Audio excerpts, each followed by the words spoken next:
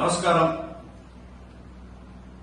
2 రోజుల క్రితం నర్సింగ్ విద్యార్థినులు ఎక్కడి నుంచో వచ్చి స్థానికంగా ఇక్కడ నర్సింగ్ కళాశాలలో చదువుతున్నటువంటి 2 విద్యార్థినులు దురదృష్టవశాత్తు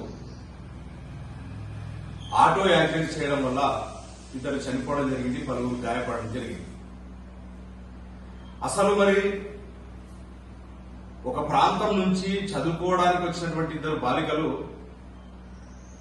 దురదృష్టవశాత్తు ఎన్నో భవిష్యత్తు పట్ల ఎన్నో కలగనటువంటి విద్యార్థినులు ఎంతో భద్రతగా ఉండాల్సినటువంటి పరిస్థితుల్లో దురదృష్టవశాత్తు యాక్సిడెంట్ లో చనిపోవడం జరిగింది. అసలు మరి ఈ యాక్సిడెంట్ గల కారణాలు ఏంటి అని ఒకసారి ఆలోచన చేస్తే, ఒకవైపు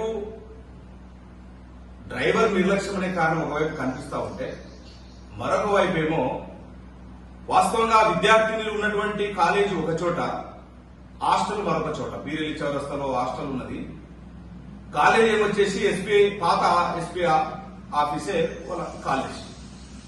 ఇక్కడి నుంచి అక్కడికి వెళ్ళడానికి వాళ్ళు గత కొన్ని రోజుల నుంచి, కొన్ని నెలల నుంచి ఆ విద్యార్థినులు సంబంధిత అధికారులకు కావచ్చు, ఇక్కడ ఉన్నటువంటి నాయకులకు కావచ్చు, 2 బస్సులు నడిపితే కనుక మాకు సమస్య పరిష్కారం అవుతుందని విన్నవించుకుంటున్నా కూడా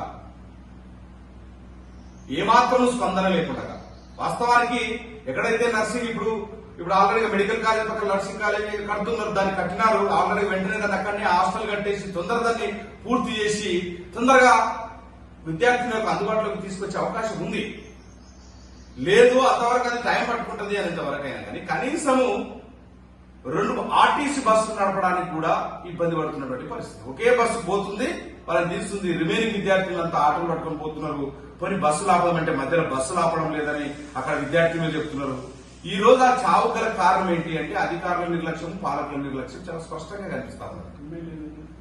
ఎమ్మెల్యే గారేమో ఒకవైపు ఇంటర్వ్యూలో మాట్లాడుతూ నేను టెక్నికల్ గా బీఆర్ఎస్ నుంచినే ఉంటానని మరొక వైపు చెప్తూ, మరొక వైపు నేను ముఖ్యమంత్రి గారి దగ్గరికి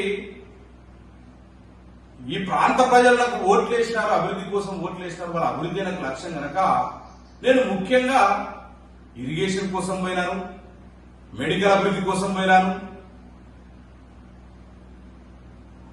నేను ఎడ్యుకేషన్ అభివృద్ధి కోసం పోయినాను, ఈ రకంగా చెప్తున్నటువంటి ఎమ్మెల్యే గారు మరి మీకు కనిపిస్తలేదా?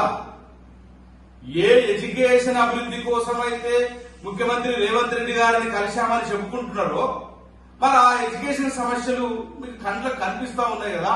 అంటే 2 విద్యార్థులు చనిపోయిన తర్వాత కానీ రెస్పాండ్ కాదా? ప్రమాదం జరిగి నష్టపోయిన తర్వాత సమస్య గుర్తుకొస్తుందా? ఇది ఒకటే కాదు, మీరు ప్రతిసారి మేము అదే ప్రశ్నిస్తా ఉన్నాం. ఏ అభివృద్ధి కోసం పోయినామని చెప్తున్నారో ఆ అభివృద్ధి అక్కడే ఉన్నది అని చెప్తున్నాం. చూస్తున్నాం కదా, కొన్ని ఏళ్ల నుంచి మనం మల్లకలు పోయే రోడ్డును చూసినట్లయితే అట్లా వెళ్ళిపోవాలంటే నరకయాత్ర అనుభవిస్తున్నటువంటి పరిస్థితి. దాదాపు అమరాయి దాకా అట్లనే రోడ్డు ఉన్నటువంటి పరిస్థితి, మల్లకలు పోయే రోడ్డు గుంతరమయమైనటువంటి పరిస్థితి. మరి ఏ అభివృద్ధి కోసం పోయినారు? అంటే నా సొంత లాభం కోసం కాదు, అంటే నా సొంత లాభం కోసం కాదంటున్నాడు.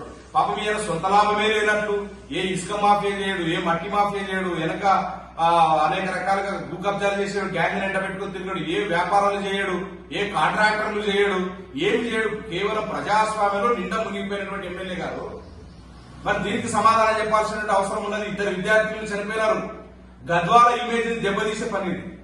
అంటే సరైన భద్రత లేనప్పుడు బయట నుంచి వచ్చేసి నర్సింగ్ కాలేజీలో కావచ్చు, రేపు భవిష్యత్తులో మెడికల్ కాలేజీలో కావచ్చు, ఎవరు ఇక్కడ చదువుకోవడానికి వస్తారు? దీన్ని ఆలోచన చేయాల్సిన అవసరం ఉన్నది. వెంటనే ఎవరైతే నర్సింగ్ కళాశాల విద్యార్థులనే చనిపోయినారో వారిద్దరు పేద కుటుంబీకులు, చాలా ఒకరేమో వనపర్తి నుంచి, మరొక వైపు మాగలూరు మండలం నారాయణపేట జిల్లా నుంచి వచ్చినటువంటి పరిస్థితి.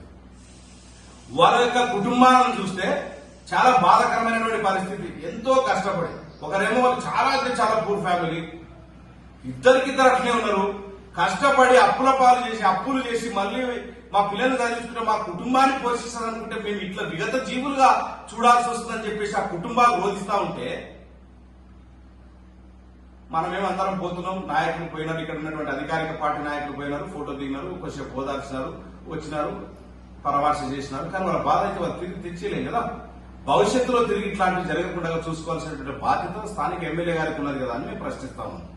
అంటారు కదా, ఇరిగేషన్ కోసం డెవలప్మెంట్ కోసం పోయాను, ఎడ్యుకేషన్ డెవలప్మెంట్ కోసం పోయాను, మెడికల్ డెవలప్మెంట్ కోసం పోయాను. మెడికల్ ఏం డెవలప్ చేసినారు, మరి ఇరిగేషన్ ఏం డెవలప్ చేసినారు?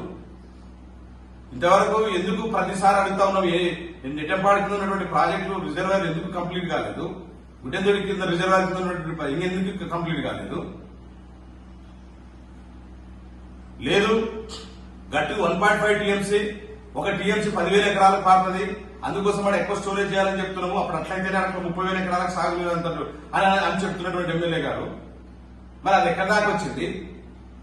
మన పెంచిన కెపాసిటీలో 30,000 టీఎంసీ 30,000 ఎకరాలకు పైగా సాగుతుందంటే అందులో కర్ణాటకకి ఎన్ని ఎకరాలు పోతాయి, మళ్ళీ ఇక్కడ గట్టులో ఎన్ని ఎకరాలు సాగునీరు అందుతుంది?